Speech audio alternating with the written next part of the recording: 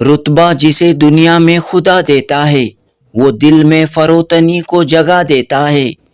फरोतनी यानी दूसरों की खुशी के लिए जीना। कुछ ऐसी ही शख्सियत डॉक्टर मोहम्मद मंजूर नोमान की है। आप एक बड़ी सरकारी कॉलेज के प्रिंसिपल हैं। आपकी लीडरशिप में बेंगलुरु के आरटी नगर की Lal Bahadur Shastri government first grade college तरक्की की राह पर गामजन है। आज बतारीख 5 नवंबर बरोज चारशंबा इस कॉलेज में साल 2025-26 के अदबी, सकाफती, स्पोर्ट्स, एनसीसी, एनएसएस और दीगर सरगर्मियों का इफ्तिताह अमल में आया। प्रिंसिपल डॉक्टर मोहम्मद मंजूर नोमान की सदारत में कॉलेज के रूबरू मौजूद मैदान में जलसा मुनअक़द हुआ। कन्नड़ा के मशहूर मज़ाहिया निगार जयराम हालती सिली लली रंगनाथ ने अपने फ़न के ज़रिए, अपने आर्ट के ज़रिए सामाईन को, स्टूडेंट्स को खूब महसूस किया। प्रिंसिपल डॉक्टर मोहम्मद मंजूर नोमान उर्दू के लेक्चरर हैं, कॉलेज के शोबे उर्दू के सदर हैं, लेकिन यहाँ पर आपने कन्नड़ ज़बान में ज़बरदस्त तकरीर की। प्रोग्राम के इख्तिताम पर कॉलेज के दीगर लेक्चरर्स ने डॉक्टर मोहम्मद मंजूर नोमान की खूबियों, सलाहियतों की सताइश की और कहा कि आपकी क़यादत में लाल बहादुर शास्त्री कॉलेज पूरे इलाके में मिसाल और नमूना बनकर उभरी है। जनूबी हिंद न्यूज़ रिपोर्ट।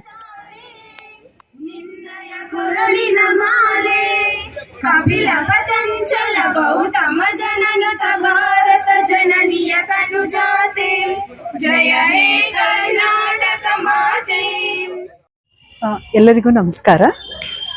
ಇಂದು ನಮ್ಮ ಒಂದು ಲಾಲ್ ಬಹದ್ದೂರ್ ಶಾಸ್ತ್ರಿ ಸರ್ಕಾರಿ ಪ್ರಥಮ ದರ್ಜೆ ಕಾಲೇಜಿನಲ್ಲಿ 2025-26ನೇ ಶೈಕ್ಷಣಿಕ ಸಾಲಿನ ಸಾಂಸ್ಕೃತಿಕಕ್ಕೆ ಸಂಬಂಧಪಟ್ಟಂತೆ ಕ್ರೀಡೆ, ಎನ್ಎಸ್ಎಸ್, ರೇಂಜರ್ಸ್, ರೋವರ್ಸ್ ಮತ್ತು ಯುವ ರೆಡ್ ಕ್ರಾಸ್ ವತಿಯಿಂದ ಆಗುವಂತ ಎಲ್ಲ ಈ ಒಂದು ವರ್ಷದುದ್ದಕ್ಕೂ ಆಗುವಂತ ಎಲ್ಲ ಕಾರ್ಯಕ್ರಮಗಳಿಗೆ ಉದ್ಘಾಟನೆಯನ್ನ ಇವತ್ತು ನಾವು ಕೊಟ್ಟಿದ್ದೀವಿ.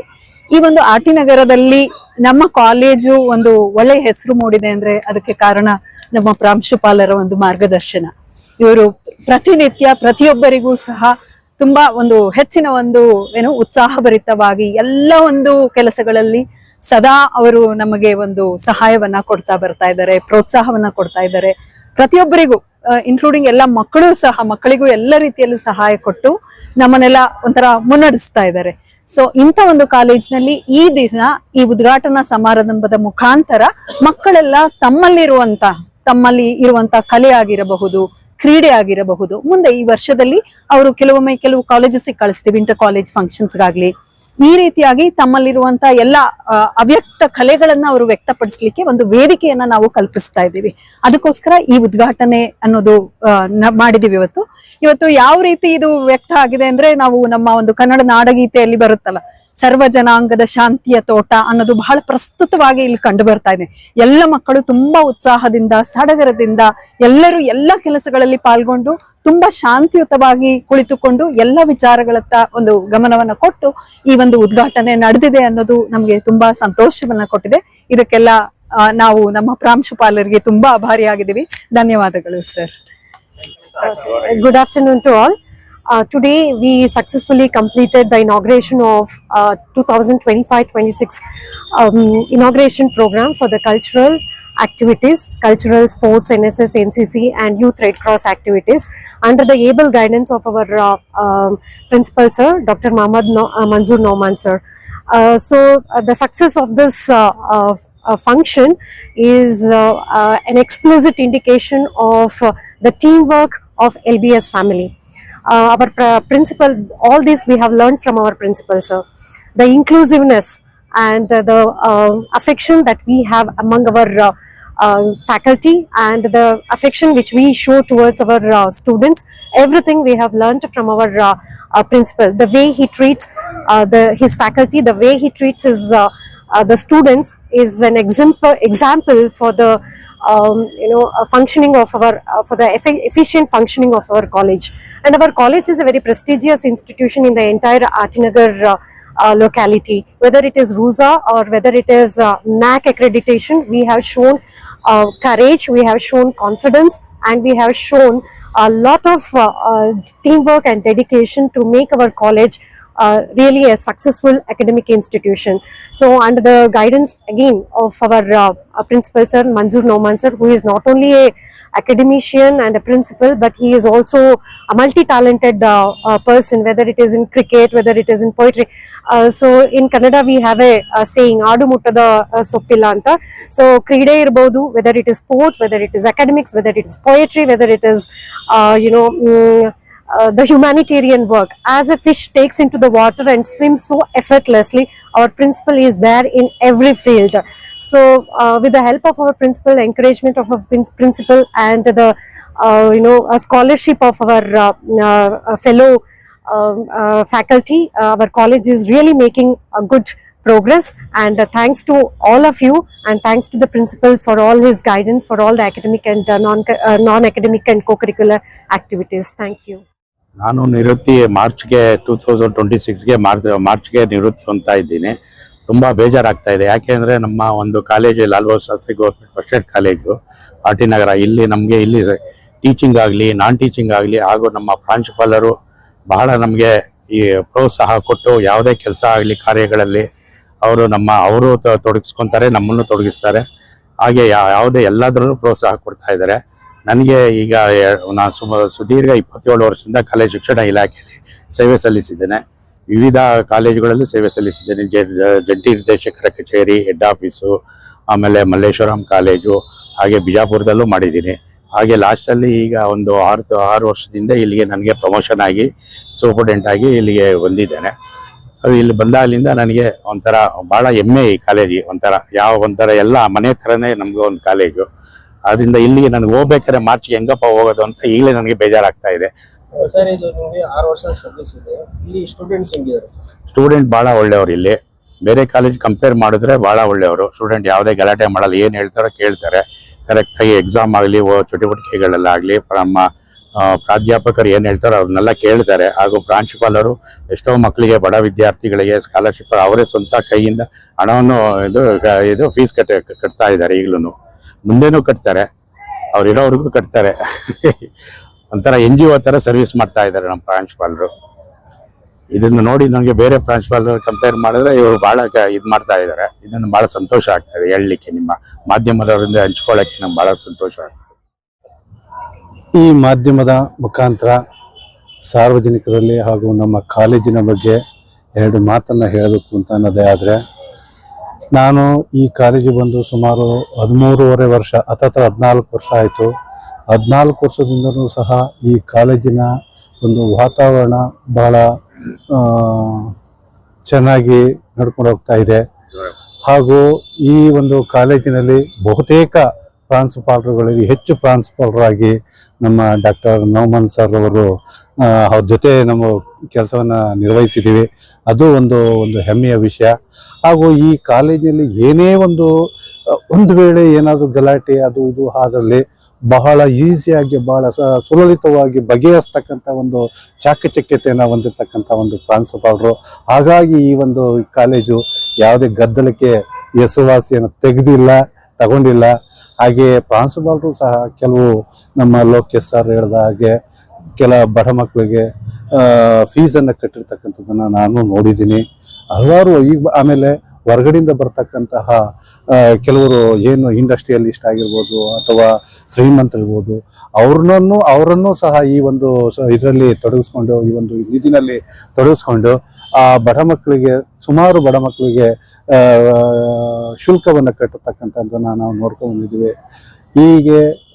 ಈಗ ಈ ಕಾಲೇಜಿನ ಒಂದು ಸಂಪ್ರದಾಯ ನಡ್ಕೊಂಡು ಹೋಗ್ತಾ ಇದೆ. ಹಾಗೆ ಮುಂದೆನೂ ಸಹ ನಡ್ಕೊಂಡು ಹೋಗ್ತಕ್ಕಂಥದ್ದು ಅಂತಕ್ಕಂಥ ಮಾತನ್ನು ಹೇಳೋದಕ್ಕೆ ಈ ಸಂದರ್ಭದಲ್ಲಿ ನನಗೆ ಹೆಮ್ಮೆ ಆಗುತ್ತೆ. ನನ್ನ ಹೆಸರು ಡಾಕ್ಟರ್ ತಿಮ್ಮೇಗೌಡ, ಕಾಲೇಜು ಗ್ರಂಥಪಾಲಕರು ಹಾಗೂ ಸಿಬ್ಬಂದಿ ಕಾರ್ಯದರ್ಶಿ 25-26ನೇ ಸಾಲಿಗೆ. Lal Bahadur Shastri government first grade college में साल में 2 मरतबा बड़े प्रोग्राम होते हैं. एक है इनाग्रल प्रोग्राम जो आज हुआ है, एक है इख्तितामी प्रोग्राम जिसे वैलिडिक्टरी प्रोग्राम कहते हैं, वो अगले सब में आखिरी में हमें होगा. आज के प्रोग्राम में हमारे मुकामी MLA पुलकेशी नगर के और हमारे कॉलेज के CDC के चेयरमैन वो आने वाले थे, इंतहाई मसरूफ होने की वजह से वो उनको अर्जेंट कहीं जाना पड़ा, उसके वास्ते वो हाजिर नहीं हो सके। बावजूद उसके प्रोग्राम बहुत कामयाब रहा। तलबा बहुत सुकून के साथ इस प्रोग्राम में हाजिर रहे बड़ी तादाद में, और हमने मुख्तलिफ फील्ड में जो काम कर रहे हैं आर्टिस्ट, उनको यहाँ मदऊ करने का एक सिलसिला चंद साल पहले शुरू किया था। उस सिलसिले की एक कड़ी के तौर पर आपने देखा कि दो जो कन्नड़ा मुख्तलिफ कन्नड़ा की फिल्मों में बहुत सारे मशहूर एक्टरों के साथ उन्होंने एक्टिंग करके नाम कमाया है। सीरियल्स भी बहुत सारे उन्होंने किए हैं, और मुख्तलिफ तंजीमें उनको मदऊ करती हैं अपने कॉलेजों में, NGOs की जानिब से मुख्तलिफ जहाँ जहाँ बड़े प्रोग्राम्स होते हैं मदऊ करके उनको प्रोग्राम पेश करने की बात की जाती है। वो आज हमारे कॉलेज को आए हमारी दावत पर, हमारे लिए खुशबख्ती है और फख्र की बात है कि इस फील्ड से भी जो फिल्म इंडस्ट्री है, फिर सीरियल्स जो है मुख्तलिफ मशहूर सीरियल, उसमें काम करने अभी बता रहे थे कि 100 फिल्मों में उन्हें काम किया है। तो हम इसलिए ये मदऊ करते हैं कि तलबा में भी मुख्तलिफ मैदान है, उसमें वो आगे बढ़ सकते हैं। अपनी सलाहियतें जिस तरह की उनके अंदर सलाहियतें हैं, अल्लाह ताला ने हर एक के अंदर एक सलाहियत रखी है, तो उस सलाहियत को इस्तेमाल करके हर मैदान में आगे बढ़ सकते हैं। देखिए उनका प्रोफेशन ही वो अपने कला को पेश करना, अपने आर्ट को, अपने फन को पेश करना, उसके जरिए से उनकी जिंदगी गुजर रही है और फेमस भी हो रहे हैं, मशहूर भी हो रहे हैं। ये नहीं कि आप कंपनी में जाके काम करें। हमारे लिए ये जो हमारे तलबा भी मुख्तलिफ कॉलेजों में जाते हैं, मुख्तलिफ प्रोग्राम में कॉम्पिटिशन्स में हिस्सा लेते हैं। वहाँ मेहंदी के प्रोग्राम होते हैं, स्पीच के होते हैं, एसे राइटिंग के होते हैं और तख्लीकी नज़्मों के होते हैं, उसमें भी हिस्सा लेते हैं और इनामात हासिल करते हैं। तो हर फन में वो मला बने, हर फन उनको आए और उसमें अपना कैरियर वो मुस्तकबिल रोशन कर सकते हैं। ये हमारी जानिब से कोशिश है। आज जो कल्चरल प्रोग्राम है वो कल्चरल डिपार्टमेंट की जानिब से, फिर NSS की जानिब से, फिर यंग ये YRS जो हमारे पास तंजीमें हैं, मुख्तलिफ यूनिट्स हैं, उनकी जानिब से हमारे पास ये प्रोग्राम हुआ और बहुत कामयाब प्रोग्राम हुआ। और यहाँ पर तलबा भी हाजिर रहे, असातिज़ा भी हाजिर रहे और हमारा नॉन टीचिंग अमला भी, मैनेजर हो, सुप्रेंट हो और दीगर क्लर्क्स जितने भी थे वो हाजिर रहे। और आज इस मरतबा के जो कल्चरल सेक्रेटरी हैं डॉक्टर आशा हेस्के हैं, साइकोलॉजी डिपार्टमेंट के HOD हैं, बहुत काबिल हैं। और डॉक्टर मंजू श्री ये कोऑर्डिनेटर हैं, ये पिछली मरतबा थे। और हमारे chief library staff secretary doctor Thimmegowda, और इस मरतबा हमारे लोकेश सर कई साल सर्विस करके डिपार्टमेंट में, अगले साल वो चंद माह के बाद वो रिटायर होने वाले हैं, उनकी भी हमने इज्जत अफजाई की है। ये हम एक फैमिली की तरह कॉलेज चला रहे हैं। यहाँ का एनवायरनमेंट ऐसा है कि हर एक महसूस करता है कि हम एक फैमिली में आ गए हैं। यहाँ भेदभाव नहीं है, यहाँ आपसी इख्तिलाफात नहीं है, यहाँ एक दूसरे की टांग खींचने का मामला भी नहीं है, और यहाँ पर जो मजहब के नाम पर फिरका वारियत होती है वो भी नहीं है। हर एक शाने से वाशाना, कंधे से कंधा मिलाते हुए आगे बढ़ रहे हैं और तरक्की कर रहे हैं, और कॉलेज भी तरक्की कर रहा है। हमारा कॉलेज NAC A ग्रेड है, और ऑफिसर्स को, हेड ऑफिस को हो या JD ऑफिस को हो या मुख्तलिफ जो यहाँ पर बेंगलुरु में IAS ऑफिसर्स हो और फॉरेन डेलीगेट्स भी हो आते हैं तो हमारे कॉलेज को भेजते हैं। ये नमूने के तौर पर हमारी कॉलेज है। रूसा ऑडिट के लिए, ऑडिट बड़ा मुश्किल मसला होता है, हमारा कॉलेज नमूने के तौर पर पेश किया गया पूरे कॉलेजों के लिए। ऐसा आप एक नमूने के तौर पर इन्होंने जिस तरह हिसाब किताब रखा है पाक साफ, ऐसा आप हिसाब किताब पेश करें। हर मामले में हम आगे हैं, और हमारी जाने मुख्तलिफ डिपार्टमेंटों की जानिब से, यूनिवर्सिटी से हो, फिर हमारे DC से हो, जॉइंट डायरेक्टर से हो, मुख्तलिफ वो काम दिए जाते हैं। वो काम में बाज़ औक़ात मुख्तलिफ बड़े बड़े कॉलेजों के नाम, ये पेंडिंग है, वो पेंडिंग है, ये पेंडिंग है। हमारे स्टाफ की जानिब से, नॉन टीचिंग स्टाफ की जानिब से ऐसा ताउन होता है कि कोई काम हमारा पेंडिंग है वो नहीं होता है। अभी मैं परसों ही लिस्ट डाला, उसमें कितने कॉलेज के पेंडिंग्स के नाम हैं, लेकिन हमारी कॉलेज का नहीं। ये एक टीम वर्क हो रहा है, जिसकी वजह से हम दिन ब दिन तरक्की कर रहे हैं। यहाँ एक दौर था 450 बच्चे थे, आज 1000 से ज्यादा बच्चे हैं, और ये कॉलेज लहलहाता रहे, फूलता फलता रहे, इसकी खुशबू से हम तमाम मुस्तफीज हों और माशरा भी। और यहाँ पर माइनॉरिटीज के ज्यादा तलबा पढ़ते हैं, चाहे वो मुस्लिम हो, क्रिश्चियंस हो, इस तरह फिर SC ST के स्टूडेंट्स हैं और मुख्तलिफ कौमों के भी हैं। लेकिन यहाँ पर स्टूडेंट्स में भी हम इख्तिलाफ नहीं होने देते। यहाँ जो हम टीचर्स में इत्तफाक है वही इत्तफाक स्टूडेंट्स में भी हम देखना चाहते हैं, वही माहौल हम देख रहे हैं। रिजल्ट भी बेहतर आ रहा है और यहाँ के स्टूडेंट जो है 1.5 लाख रुपए पेमेंट ले रहे हैं। जी, अभी मैंने तकरीर में भी ओपनली बताया कि 1.5 लाख, 1.25 लाख, 2 लाख, 1,80,000 ऐसी तनख्वाहें यहाँ पढ़कर फारिग होने के बाद वो हासिल कर रहे हैं। वो इसलिए हासिल हो रही हैं कि यहाँ जो तालीम दी जाती है उसकी वजह से उनके अंदर काबिलियत पैदा होती है और काबिलियत का वो पूरा भरपूर इजहार वहाँ जिस मैदान में जा रहे हैं वो करते हैं, तो उसकी वजह से उन्हें प्रमोशंस भी मिल रहे हैं और उनकी जिंदगी भी बहुत ही मालामाल। रिजल्ट्स बहुत अच्छे हैं यहाँ के, यहाँ हर तरह की सहूलत है। अभी BCA में और 100% रिजल्ट तकरीबन आया है और बच्चे 100 को 100 मार्क्स लिए हैं। फिजिक्स हो, मैथ्स हो, कॉमर्स डिपार्टमेंट हो, मैनेजमेंट में बहुत सारे, इंग्लिश में भी बहुत सारे। और चंद बच्चे अपने वो तख्लीकात पेश करती हैं, नज़में लिखती हैं, तो ये तमाम इंग्लिश डिपार्टमेंट भी है, तमाम डिपार्टमेंट्स यहाँ। मैं शोबे उर्दू से मुताल्लिक भी हूँ, प्रिंसिपल होने के साथ साथ मैं उर्दू का HOD भी हूँ। उर्दू भी यहाँ पर पढ़ाई जाती है। जो उर्दू पढ़ना चाहते हैं, उर्दू से मोहब्बत है, उर्दू इसलिए कि भाईचारगी की, कौमी यकजहती की, प्यार और मोहब्बत वाली ज़बान है और इसमें चाशनी है, हलावत है और इसमें शीरनी है और इसमें उनसियत है, लगाव है, इसमें एक तरह मखनातीसियत है। तो इस ज़बान से भी आप वो मोहब्बत रखते हैं तो यहाँ आप आकर तालीम हासिल कर सकते हैं।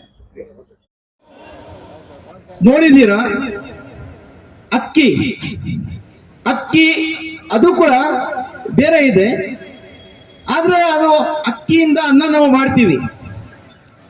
ಅದಕ್ಕೆ ಅನ್ನ ಮಾಡಕ್ಕೆ ನಮ್ಗೆ ಅಕ್ಕಿ ಸಿಗ್ಬೇಕಾಗಿದ್ರೆ ಅದಕ್ಕೆ ಕೂಡ ಬೇರೆ ಕಷ್ಟ ಬೀಳ್ತಾರೆ. ಇದೇ ತರ ಮಣ್ಣು ಇದೆ, ಮಣ್ಣಿಂದ ತುಂಬಾ ಜನ ಬೇರೆ ಬೇರೆ ಪಾತ್ರ ತರ ಮಾಡ್ತಾರೆ. ಕೆಲವರು ಗ್ಲಾಸ್ ಮಾಡ್ತಾರೆ, ಕೆಲವರು ಪ್ಲೇಟ್ ಮಾಡ್ತಾರೆ, ಕೆಲವರು ಬೌಲ್ಸ್ ಮಾಡ್ತಾರೆ. ಈಗ ಅದು ಒಂದ್ ಕಾಲಕ್ಕೆ ಇದರಲ್ಲೇನೆ ಅಡಿಗೆ ಮಾಡ್ತಾ ಇದ್ದಿದ್ದು, ಇದು ರುಚಿನೇ ಬೇರೆ ಇರ್ತಾ ಇತ್ತು. ಆದ್ರೆ ಈಗ ಬೇರೆ ಬೇರೆ ಮೆಟೀರಿಯಲ್ಸ್ ಬಂದ್ಬಿಟ್ಟಿದೆ. ಕಬ್ಬಿಣದು ಬಂದಿದೆ, ಅಲ್ಯೂಮಿನಿಯಂ ಬಂದಿದೆ, ಬ್ರಾಸ್ ಬಂದಿದೆ, ಮತ್ತೆ ಬೇರೆ ಬೇರೆ ಏನೇನು ಮೆಟೀರಿಯಲ್ಸ್ ಇದೆ, ಧಾತುಗಳು, ಅದರಲ್ಲಿ ಮಾಡ್ತಾ ಇದ್ದಾರೆ. ಆದ್ರೆ ಮಣ್ಣದ ಒಂದು ರುಚಿನೇ ಬೇರೆ.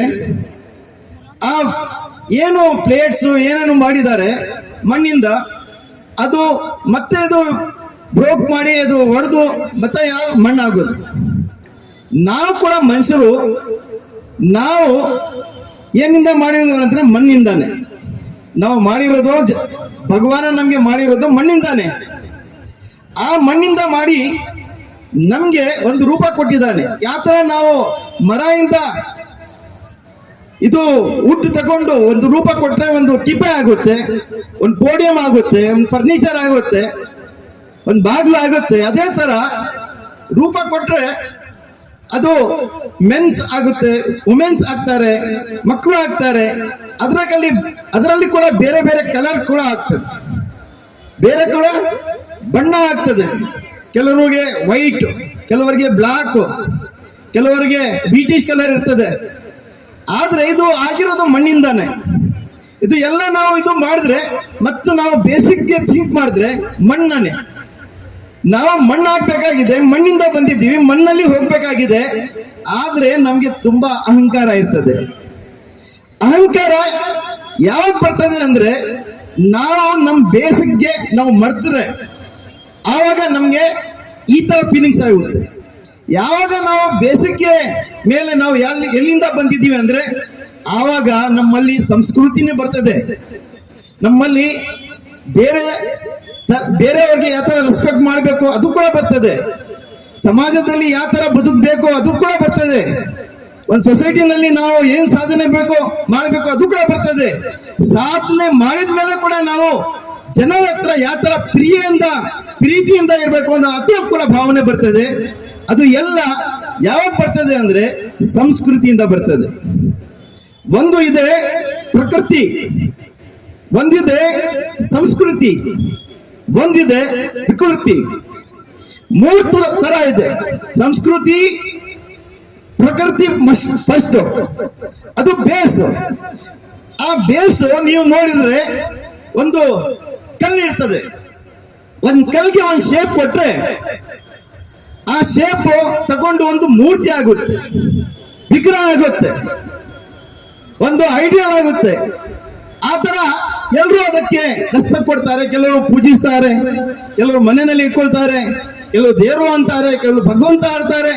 ಕಲ್ಗೆ ಒಂದು ರೂಪ ಕೊಟ್ಟಿದ್ಮೇಲೆ ಅದು ಕಲ್ ಏನಿದೆ ಅದು ಪ್ರಕೃತಿ, ಅದು ನಿಸರ್ಗ.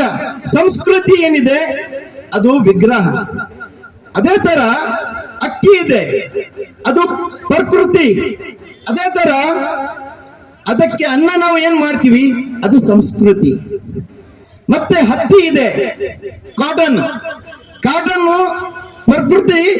ಮತ್ತೆ ನಾವು ಏನ್ ಬಟ್ಟೆ ಎಲ್ಲ ಯೂಸ್ ಮಾಡ್ತೀವಿ ಅದು ರೂಪ ನೋಡ್ತೀವಿ, ಅದು ಸಂಸ್ಕೃತಿ. ಅದೇ ತರ ನಮ್ದು ಕಾಲಿದೆ, ಕಾಲ್ ದೇವರು ಮಾಡಿದಾನೆ, ಅದು ಪ್ರಕೃತಿ. ಆದ್ರೆ ಅದರಿಂದ ನಾವು ಒಂದು ಕಲೆ ನೋಡ್ತೀವಿ, ಡ್ಯಾನ್ಸ್ ಎಲ್ಲ ಮಾಡ್ತೀವಿ, ನಡ್ಕೊಂಡು ಹೋಗ್ತೀವಿ ಒಳ್ಳೆಯ ಕಾರ್ಯಕ್ಕೆ, ನಾವು ಒಳ್ಳೆ ಬೇರೆಯವರಿಗೆ ಸಹಾಯ ಮಾಡಕ್ಕೆ ಹೋಗ್ತೀವಿ, ಅದು ಸಂಸ್ಕೃತಿ. ಅದೇ ತರ ಕಲ್ ಬಗ್ಗೆ ನಾನು ಹೇಳಿದೆ, ಕಲ್ಲು ಮುಗ್ನಿ ಚೂರ್ ಮಾಡಿದ್ರೆ ಅದು ಸಂಸ್ಕೃತಿ ಆಗೋಲ್ಲ, ಅದು ವಿಕೃತಿ ಆಗುತ್ತೆ. ಏನಾಗುತ್ತೆ? ವಿಕೃತಿ ಆಗುತ್ತೆ, ಅದು ನಾಶ ಆಗುತ್ತೆ. ನಾವು ಆ ತರ ಆಗ್ಬಾರ್ದು. ನಾವು ಬೇರೆಯವರಿಗೆ ಸಹಾಯ ಮಾಡೋ ಆಗ್ಬೇಕಾಗಿದೆ. ನಾವು ಎಷ್ಟು ಮುಂದೆ ಬರ್ತೀವಿ ಅಷ್ಟೇ ನಮ್ಮಲ್ಲಿ ಬೇರೆ ಜನರದು ಏನೇನ್ ಪ್ರಾಬ್ಲಮ್ಸ್ ಇದೆ ಅರ್ಥ ಮಾಡ್ಕೋಬೇಕು, ಆ ತರ ಭಾವನೆ ಬರ್ಬೇಕಾಗಿದೆ. ಅವರು ಸೆಲಿಟ್ ಅವ್ರನ್ನ ಬಡಿತಾ ಇದಿರಲ್ಲ, ತಾವು ಯಾರು ಸ್ವಾಮಿ? ನನ್ನ ನೋಡಿದ್ರೆ ಗೊತ್ತಾಗಲ್ವಾ ನಾನು ಯಾರು ಅಂತ? ಅಯ್ಯಯ್ಯ, ನೀವು ನೋಡ್ದಕ್ಕೆ ಯಾರು ಅಂತ ಗೊತ್ತಾಗ್ಬೇಕಕ್ಕೆ ನೀವೇನ್ doctor Rajkumar, doctor Vishnuvardhan, doctor Ambareesh, ಇಲ್ಲ ಕರಾಟೆ ಕಿಂಗು ಶಂಕರ್ ನಾಗ? ಯಾರು ಸ್ವಾಮಿ ನೀವು? ಇಲ್ಲ ಸರ್ವಂ ವಿಶ್ವೇಶ್ವರಯ್ಯನ? ನೀವ್ ಹೇಳಿದ್ರಲ್ಲ ಈಗ ಇಷ್ಟು, ಅವರೆಲ್ಲರ ದೊಡ್ಡ ಅಭಿಮಾನಿ ನಾನು. ನೀವು ಹಂಗಾರೆ ನಾನು ನಿಮ್ಮ ಅಭಿಮಾನಿ. ಕೊಡಿ ಕಯ್ಯ ತಗೊಳ್ಳಿ. ಸರಿ, ನೀವ್ ಯಾರ ಕಡೆಯವರು ಅಂತ ನೀವು ಹೇಳ್ತಾ ಇಲ್ಲ. ಹೇಳಿ, ಏನು ಹೇಳಿದ್ರಿ? ತಾವ್ ಯಾರ ಕಡೆಯವರು ಅಂದೆ? ಹೇಳಿದ್ರಲ್ಲ ಶಿವಕುಮಾರ್ ಸರ್ ಅಂತ, ಅವ್ರ ಹತ್ರ ಹೋಗಿದ್ದೆ. ಸ್ವಾಮಿ, ನಂದೊಂದು ಪ್ರಾಬ್ಲಮ್, ನೀವು ಸೋಷಿಯಲ್ ಸರ್ವಿಸ್ ಮಾಡ್ತಾ ಇರ್ತೀರಲ್ಲ, ನಂದು ಒಂದ್ ಸ್ವಲ್ಪ ಪ್ರಾಬ್ಲಮ್ ಸಾಲ್ವ್ ಮಾಡ್ಬೇಕು ಅಂದೆ. ಏನಪ್ಪ ನಿನ್ ಪ್ರಾಬ್ಲಮ್ ಅಂದ್ರು. ಯಾಕೋ ಸ್ವಲ್ಪ ವಯಸ್ಸು ಜಾಸ್ತಿ ಬಲ್ತೋಗ್ಬಿಟ್ಟಿದೆ, ತರಕಾರಿ ಅಂಗಡಿ ಇಟ್ಕೊಂಡು ದುಡ್ಡು ಮಾಡ್ತಾ ಇದ್ದೀನಿ, ಆದ್ರೆ ಯಾರು ಎಣ್ಣೆ ಕೊಡ್ತಾ ಇಲ್ಲ, ದಯವಿಟ್ಟು ಯಾವ್ದಾದ್ರು ಹೆಣ್ಣು ನೋಡಿ ಮದುವೆ ಮಾಡಿ ಅಂದೆ. ನಾನು ಆ ಕೆಲಸ ಮಾಡೋನಲ್ಲಪ್ಪ, ಬಹು ಬಿರಿಯಾನಿ ಜಯರಾಮ್ ಅಂತ ಒಬ್ರು ಇದ್ದಾರೆ, ಅವ್ರು ಕೇಳಿದಷ್ಟು ಕಮಿಷನ್ ಕೊಟ್ಬಿಡು, ಕಂತೆಗೆ ಬಂತೆ ಅಂತ ನಿನ್ಗೆ ಯಾರನ್ನ ಕಟ್ಟಿ ಮದುವೆ ಮಾಡ್ತಾರೆ ಅಂದ್ರು. ಅದಕ್ಕೆ ನಿಮ್ಮ ಹತ್ರ ಬಂದೆ ಸ್ವಾಮಿ, ನಿಮ್ ಕಾಲಿಗೆ ಬಿದ್ದ್ಬಿಡ್ತೀನಿ, ನೀವು ಕೇಳಿದಷ್ಟು ಕಾಸು ಕೊಡ್ತೀನಿ, ಒಂದು ಹೆಣ್ಣು ನೋಡಿ ಮದುವೆ ಮಾಡಿ. ಅಯ್ಯೋ, ನಮ್ಮ ಶಿವಕುಮಾರ್ ಸರ್ ಕಳಿಸಿರೋ ವರನೇನೆ ನೀನು? ನಾನೇ ಸ್ವಾಮಿ ವರ ಕಳಿಸ್ತೀವಿ ಅಂದಿದ್ರು ನಿಜ ಏನು ನಂದಿ ಬೆಟ್ಟನೆ ಕಳಿಸ್ಬಿಟ್ಟವ್ರೆ ಸ್ವಾಮಿ. ನಿಜ ಹೇಳ್ಬಿಡ್ತೀನಿ, ನಾನ್ ನಂದಿ ಬೆಟ್ಟ ಅಲ್ಲ, ಮತ್ತೆ ನೋಡಿದ್ರೆ ಗೊತ್ತಾಗಲ್ವೇ, ಕರಿಕಲ್ ಬೆಟ್ಟ. ಇದು ಕರಿಕಲ್ ಬೆಟ್ಟವೇ ಕಣಪ್ಪ. ಒಂಚೂರು ಗಂಡು ಬಲ್ತು ಬಿಟ್ಟೈತೆ, ಆದ್ರೂ ಪರವಾಗಿಲ್ಲ, ಬಲ್ತಿರ ಎಣ್ಣೆ ಕೊಡಿಸೋದು ಏನ್ ಮಾಡಕ್ಕಾಗುತ್ತೆ ನಮ್ಮ ಕಡೆಯವರು. ನಾನು ಅರ್ಜೆಂಟ್ ಆಗಿ ಶಿವಕುಮಾರ್ ಸರ್ನ ಹೆಸರು ಕೇಳೋದನ್ನೇ ಮರ್ತ್ಬಿಟ್ಟೆ, ನಿಮ್ದ ವರಂದ. ಅಂದಾಗೆ ತಮ್ಮ ಹೆಸರು ಕುಂತ್ಕೊಳ್ಳಿ. ಇದು ಬೇಕಾಗಿರೋದು. ಮರ್ಯಾದೆ ಕುಂಡ್ರಿಸಿ ಅವ್ರ ಹೆಸರು ಹೇಳ್ತಾರೆ. ಕೂತಿದ್ದೀನಿ, ಹೇಳಪ್ಪ ನಿನ್ನ ಹೆಸರು. ಹೇಳದ್ನಲ್ಲ ಸ್ವಾಮಿ, ಕುಂತ್ಕೊಳ್ಳಿ. ಕೂತಿದ್ದೀನಿ, ಎಳೆಯ ನಿನ್ನ ಹೆಸರು. ಕುಂತ್ಕೊಳ್ಳಿ ಸ್ವಾಮಿ. ಗೊತ್ತಾಯ್ತು, ಈಗ ನನಗೆ ಗೊತ್ತಾಯ್ತು, ಇವರು ಪೂರ ನೆಲ ಕೂರ ತಕ್ಕ ಬಿಡಕ್ಕಿಲ್ಲ. ಕೂತಿದ್ದೀನಿ, ಹೇಳಪ್ಪ ನಿನ್ನ ಹೆಸರು. ಹೇಳ್ದಲ್ಲ ಸ್ವಾಮಿ, ಕುಂತ್ಕೊಳ್ಳಿ. ಕುಂತ್ಕೊಳ್ಳಿ ಅಂದ್ರೆ ಗುಂಡಿ ತೋಡ್ಬಿಟ್ಟು ಗುಂಡಿ ಒಳಗೆ ಕೂತ್ಕೊಳ್ಳೋಣ ನಾನು. ಹೇಳ ನಿನ್ನ ಹೆಸರು. ನೀವ್ಯಾಕೆ ಸ್ವಾಮಿ ಗುಂಡಿ ತೋಡಿ ಗುಂಡಿ ಒಳಗ್ ಕೂತ್ಕೋತೀರಾ? ಮತ್ತೆ ಅವಾಗ್ಲಿಂದ ಬಡ್ಕೋತಾ ಇದ್ದೀನಲ್ಲ, ನನ್ನ ಹೆಸರೇ ಕುಂತ್ಕೊಳ್ಳಿ. ನಿನ್ನ ಹೆಸರೇ ಕುಂತ್ಕೊಳ್ಳಿ ಅಂತಾನ? ಕುಂತ್ಕೊಂಡೆ ಕಣಪ್ಪ. ನಿಮ್ಮ ತಂದೆಯವರ ಹೆಸರು? ನಿಂತ್ಕೊಳ್ಳಿ. ಈ ದರಿದ್ರ ಕುಂತ್ಕೊಳ್ಳಕ್ಕೂ ಬಿಡ್ತಾ ಇಲ್ಲ, ನನ್ನ ನಿಂತ್ಕೊಳ್ಳಕ್ಕೂ ಬಿಡ್ತಾ ಇಲ್ಲ. ನಿಂತಿದ್ದೀನಿ, ಹೇಳಿಯಪ್ಪ ನಿಮ್ಮ ತಂದೆಯವರ ಹೆಸರು. ಹೇಳ್ದಲ್ಲ ಸ್ವಾಮಿ, ನಿಂತ್ಕೊಳ್ಳಿ. ನಿಂತಿದ್ದೀನಿ, ಹೇಳಯ್ಯ ನಿಮ್ಮ ತಂದೆಯವರ ಹೆಸರು. ನಿಂತ್ಕೊಳ್ಳಿ ಸ್ವಾಮಿ. ಆಯ್ತು ಬಿಡಪ್ಪ, ಆಯ್ತು. ನಿಂತಿದ್ದೀನಿ, ಹೇಳಪ್ಪ ನಿಮ್ಮ ತಂದೆಯವರ ಹೆಸರು. ಹೇಳ್ತಾ ಇದ್ದಿಲ್ಲ, ನಿಂತ್ಕೊಳ್ಳಿ ನಿಂತ್ಕೊಳ್ಳಿ ನಿಂತ್ಕೊಳ್ಳಿ ನಿಂತ್ಕೊಳ್ಳಿ. ಹೋ, ನಿಂತ್ಕೊಳ್ಳಿ ನಿಂತ್ಕೊಳ್ಳಿ ನಿಂತ್ಕೊಳ್ಳಿ ಅಂದ್ರೆ ನಾನು ಮರ ಹತ್ತುಬಿಟ್ಟು ಮರದ ಮೇಲೆ ನಿಂತ್ಕೊಳ್ಳೋಣ. ಎಳೆಯ ನಿಮ್ಮ ತಂದೆಯವ್ರ ಹೆಸರು. ಸ್ವಾಮಿ, ನೀವ್ಯಾಕೆ ಮರದ ಮೇಲೆ ನಿಂತ್ಕೊಂಡು ಮರದ ಮೇಲಿಂದ ಬಿದ್ದು ನೆಗೆದು ಸಾಯ್ತೀರಾ? ಮತ್ತೆ ನಮ್ಮ ತಂದೆಯವ್ರ ಹೆಸರೇ ನಿಂತ್ಕೊಳ್ಳಿ. ನಿಮ್ಮ ತಂದೆಯವ್ರ ಹೆಸರೇ ನಿಂತ್ಕೊಳ್ಳಿನ. ನಿನ್ನ ಹೆಸರು ಕುಂತ್ಕೊಳ್ಳಿ, ನಿಮ್ ತಂದೆಯವ್ರ ಹೆಸರು ನಿಂತ್ಕೊಳ್ಳಿ.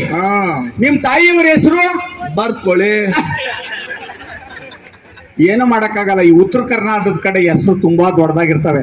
ಉಳ್ಳಾಗೆಡ್ಡಿ, ಮೆಣಸಿನಕಾಯಿ, ಬಂಡೆ ಪಾಕ, ಶಂಪುರ, ಅವ್ರ ಮಂತಂದ ಹೆಸರು, ಆಮೇಲೆ ಅವ್ರ ಹೆಸರು. ಹಂಗೆ ಉತ್ತರ ಕರ್ನಾಟಕ ಕಡೆ ಹಂಗೆ ಇವ್ರ ತಾಯಿಯವ್ರ ಹೆಸರು ತುಂಬಾ ದೊಡ್ಡದಿರ್ಬೇಕು. ಬರ್ಕೊಂಬಿಡ್ತೀನಿ. ಏಯಪ್ಪ ನಿಮ್ಮ ತಾಯಿಯವ್ರ ಹೆಸರು ಬರ್ಕೋತೀನಿ. ಹೇಳ್ದ್ನಲ್ಲ ಸ್ವಾಮಿ, ಬರ್ಕೊಳ್ಳಿ. ಹೇಳಿದ್ರೆ ತಾನೇ ಬರ್ಕೊಳ್ಳೋದು. ಹೇಳಿಯಪ್ಪ ನಿಮ್ಮ ತಾಯಿಯವ್ರ ಹೆಸರು ಬರ್ಕೋತೀನಿ. ಹೇಳ್ತಾನೆ ಇದೀನಲ್ಲ, ಬರ್ಕೊಳ್ಳಿ ಬರ್ಕೊಳ್ಳಿ ಬರ್ಕೊಳ್ಳಿ. ಪೆನ್ನು ಪೇಪರ್ ಹಿಡ್ಕೊಂಡಿರೋದು ಬರ್ಕೊಳಕ್ ಅಲ್ದ್ರೆ ಇನ್ನೇನ್ ಕೆರ್ಕೊಳಕ. ಹೇಳ ನಿಮ್ ತಾಯಿಯವ್ರ ಹೆಸರು ಬರ್ಕೋತೀನಿ. ಸ್ವಾಮಿ, ಯಾಕೆ ನೀವ್ ಕೆರ್ಕೋತೀರಾ? ಮತ್ತೆ ನಮ್ಮ ತಾಯಿಯವರ ಹೆಸರೇ ಬರ್ಕೊಳ್ಳಿ. ನಿಮ್ಮ ತಾಯಿಯವ್ರ ಹೆಸರೇ ಬರ್ಕೊಳ್ಳಿನ. ಇದೇನೇ ಎಲ್ಲ ಚಿತ್ರ ವಿಚಿತ್ರವಾಗಿದೆ. ನಿಮ್ಮ ತಾತನ ಹೆಸರೇನು? ಕೆರ್ಕೊಳ್ಳಿ. ಕೆರ್ಕೊಂಡೆ ಹೇಳು ನಿಮ್ಮ ತಾತನ ಹೆಸರು. ಹೇಳ್ತಾ ಇದ್ದೀನಿ, ಕೆರ್ಕೊಳ್ಳಿ. ಕೆರ್ಕೊಂಡೆ ಹೇಳಯ್ಯ ನಿಮ್ಮ ತಾತನ ಹೆಸರು. ಕೆರ್ಕೊಳ್ಳಿ ಸ್ವಾಮಿ. ಜಾಸ್ತಿ ಕೆರ್ಕೊಂಡ್ರೆ ಗಾಯ ಆಗುತ್ತೆ. ಎಳೆಯ ನಿಮ್ ತಾತನ ಹೆಸರು. ನೀವ್ಯಾಕೆ ನಿಮ್ಮ ಮೈನ ಪರ ಪರ ಅಂತ ಕೆರ್ಕೋತೀರಿ? ನೀನೇ ಹೇಳ್ದಲ್ಲ ಕೆರ್ಕೋ ಕೆರ್ಕೋ ಅಂತ. ನಮ್ಮ ತಾತನ ಹೆಸರು ಕೆರ್ಕೊಳ್ಳಿ ಅಂತ ಹೇಳಿದ್ರು. ನಿಮ್ ತಾತನ ಹೆಸರೇ ಕೆರ್ಕೊಳ್ಳಿನ. ಇದೇನೆಯ ಎಲ್ಲ ಚಿತ್ರ ವಿಚಿತ್ರವಾಗಿದೆ. ನಿನ್ನ ಹೆಸರು ಕುಂತ್ಕೊಳ್ಳಿ, ನಿಮ್ ತಂದೆ ಹೆಸರು ನಿಂತ್ಕೊಳ್ಳಿ, ತಾಯಿ ಹೆಸರು ಬರ್ಕೊಳ್ಳಿ, ತಾತನ ಹೆಸರು ಕೆರ್ಕೊಳ್ಳಿ. ಇದೇನು ಕೊನೆಲಿ ಕೋಳಿ, ಮನಿ ಕೋಳಿ, ಬಾತ್ಕೋಳಿ ಅಂತ ಎಲ್ಲ ಬರ್ತಲ್ಲ ನಿಮ್ಮ ವಂಶದ ಹೆಸರು. ನಮ್ದು ಅಂತಿಂತ ವಂಶ ಅಲ್ಲ. ಇನ್ನೆಂತ ವಂಶನ ನಮ್ದು? ನಾಟಿ ಕೋಳಿ ವಂಶ. ನಿಮ್ಮದು ಬಾಯ್ಲರ್ ಕೋಳಿ ವಂಶ. ಹೋಗ್ಲಿ ಬಿಡಿ, ಬಾಯ್ಲರ್ ಕೋಳಿನೂ ಬೇಡ, ನಾಟಿ ಕೋಳಿನೂ ಬೇಡ. ಮಧ್ಯದಲ್ಲಿ ಗಿರಿರಾಜ ಕೋಳಿ ವಂಶ ಅಂತ ಇಟ್ಕೊಂಡ್ಬಿಡ್ಲಾ? ಅಪ್ಪ ನಿಮ್ ಕೋಳಿ ಮಂತಾನ ಹಾಳಾಗೋಗಾದ್. ನಿಮ್ ಕೋಳಿ ವಂಶನೇ ಬೇಡ. ನಿಮ್ ಊರ್ ಹೆಸರು ಹೇಳಿಯಪ್ಪ. ಏನಂದ್ರೆ? ನಿಮ್ ಊರ್ ಹೆಸರು ಹೇಳಿ. ಕೇಳಬೇಡಿ. ಏನಂದ್ರೆ? ಕೇಳಬೇಡಿ. ಅಲ್ಲ ಕಣಯ್ಯ, ಊರು ಕೇರಿ ಗೊತ್ತಿಲ್ದಲ್ಲ ಎಣ್ಣ ಕೊಡ್ಸಕ್ಕಾಗುತ್ತಾ? ಹೇಳಿಯ ನಿಮ್ ಊರ ಹೆಸರು. ಹೇಳ್ತಾ ಇದ್ದೀನಿ, ಕೇಳಬೇಡಿ. ಅಲ್ಲ ಕಣಯ್ಯ, ಯಾವ ಊರಿಗೆ ಎಣ್ಣ ಕೊಡ್ತಾ ಇದ್ದೀರಿ ಅಂದ್ರೆ ಇಲ್ಲೇ ಮಂಡ್ಯಕ್ಕೆ, ಹಾಸನ್ಗೆ, ತುಮಕೂರ್ಗೆ, ಇಲ್ಲೇ ಬೆಂಗಳೂರು ಒಳಗಡೆನೆ ಏರಿಯಾ ಇರುತ್ತೆ ಅಲ್ಲಿಗೆ ಅಂತ ಹೇಳಲ್ವಾ? ಹಂಗೆ ಹೇಳಿಯಪ್ಪ ನಿಮ್ಮ ಊರ ಹೆಸರು. ಕೇಳಬೇಡಿ ಕೇಳಬೇಡಿ ಕೇಳಬೇಡಿ ಕೇಳಬೇಡಿ. ಊರು ಕೇರಿ ಗೊತ್ತಿಲ್ದಲ್ಲ ಯಾವ ಊರಿಗೆ ಅಂತ ಎಣ್ಣ ಕೊಡ್ಸೋದು ಹೇಳಿಯ ನಿಮ್ಮ ಊರ ಹೆಸರು. ನೀವು ಕನ್ಫ್ಯೂಸ್ ಮಾಡ್ಕೊಂಡು ನನ್ಗೂ ಕನ್ಫ್ಯೂಸ್ ಮಾಡ್ತೀರಾ. ನಮ್ಮ ಊರ ಹೆಸರೇ ಕೇಳಬೇಡಿ. ನಿಮ್ ಊರ ಹೆಸರೇ ಕೇಳಬೇಡಿನಾ? ಹೌದು. ಹೋಗ್ಲಿ ಬಿಡಪ್ಪ. ಹೋಗ್ಲಿ ಬಿಡಪ್ಪ, ಅದೇ ನಮ್ ಹೋಬ್ಳಿ. ಹೋಗ್ಲಿ ಬಿಡಪ್ಪ ಅಂದ್ರೆ ಹೋಬ್ಳಿನ? ಸರಿ ಬಿಡಪ್ಪ. ಸರಿ ಬಿಡಪ್ಪ, ಅದೇ ನಮ್ ತಾಲೂಕು. ಸರಿ ಬಿಡಪ್ಪ ಅಂದ್ರೆ ನಿಮ್ ತಾಲೂಕ? ಹೌದು. ಅಪ್ಪ ನಿನ್ನ ಕಳಿಸ್ಕೊಟ್ರಲ್ಲ ನಮ್ ಶಿವಕುಮಾರ್ ಸಾರು, ಅವ್ರಿಗೆ ಒಂದು ನಮಸ್ಕಾರ, ನಿನ್ಗೆ 101 ನಮಸ್ಕಾರ. ಬತ್ತೀನಿ, ಸುದ್ದಿನೇ ಬೇಡ, ಹೋಗತ್ತಾಗಿ. ಅರೆ ಯಾಕೆ ಚೇರ್ ತಗೊಂಡು ಹೊಡೆದ್ಬಿಡ್ತೀನಿ. ಯಾಕೆ ಸಮಯ? ಏನು ಕೇಳಿದಷ್ಟು ಕಮಿಷನ್ ಕೊಡ್ತೀನಿ ಅಂತ ಹೇಳಿದೀನಿ. ನನಗೆ ಒಂದು ಹುಡುಗಿ ನೋಡಿ ಬ್ಯಾಚ್ ಮಾಡ್ತೀನಿ ಅಂತ ಹೇಳ್ಬಿಟ್ಟು ಈಗ ನಮಸ್ಕಾರ ಹೊಡೆದ್ಬಿಟ್ಟಾಗ್ತೀಯ. ಅದು ಏನೋ 101 ನಮಸ್ಕಾರ ಅಂತ ಹೇಳ್ಬಿಟ್ಟು 1 ನಮಸ್ಕಾರ ಹೇಳ್ಬಿಟ್ಟು ಹೋಗ್ತಾ ಇದೀಯಾ. ಇನ್ 100 ನಮಸ್ಕಾರ ನಿಮ್ಮ ಅಪ್ಪ ಬಂದು ಹೊಡಿತಾನ? ಅಂದ್ರೆ ನನ್ನ ಮಾತಿಗೆ 101 ನಮಸ್ಕಾರ ಅಂತ ಹೇಳಿದಕ್ಕೆ ಈಗ 101 ನಮಸ್ಕಾರ ಒಂದಾದ್ಮೇಲೆ ಒಂದು ಮಾಡ್ಬೇಕಾ? ನಮ್ಗಷ್ಟೇ ಮಾತು ಕೊಟ್ಮೇಲೆ ಮುಗೀತು. 101 ನಮಸ್ಕಾರ ಅಂತ ಹೇಳಿದ್ಯಾ, 1 ನಮಸ್ಕಾರ ಹಾಕಿದ್ಯಾ, ಇನ್ 100 ನಮಸ್ಕಾರ ನೀನ್ ಹಾಕ್ಲೇಬೇಕು. ನಮ್ಮ ಹುಡುಗರು ಎಣಿಸ್ಕೊತಾರೆ. ಅಷ್ಟೇ ತಾನೆ? ನಮಸ್ಕಾರ ನಮಸ್ಕಾರ ನಮಸ್ಕಾರ ನಮಸ್ಕಾರ ನಮಸ್ಕಾರ ಮಾಡು ಅಂದಲೇ 100. ನನ್ಗೆ ಯಾಕಯ್ಯ ಮಾಡ್ತೀಯ ನಮಸ್ಕಾರ? ಮತ್ತೆ ಆ ದೇವ್ರಿಗೆ ಮಾಡು. ಆಹಾ, ಈ ಮುಂಚೆನೆ ಹೇಳಕ್ಕಾಗ್ತಿರ್ಲವ ಈ ಮಾತ. ವಿಘ್ನೇಶ್ವರ ಶರಣು ಶರಣಾರ್ಥಿ, ಶರಣು ಶರಣಾರ್ಥಿ, ಶರಣು ಶರಣಾರ್ಥಿ. ನೀನೇನ ಕಣ್ಣು ಕಾಣದೇ ಇರೋ ದೇವ್ರಿಗೆ ನಮಸ್ಕಾರ ಮಾಡೋದು?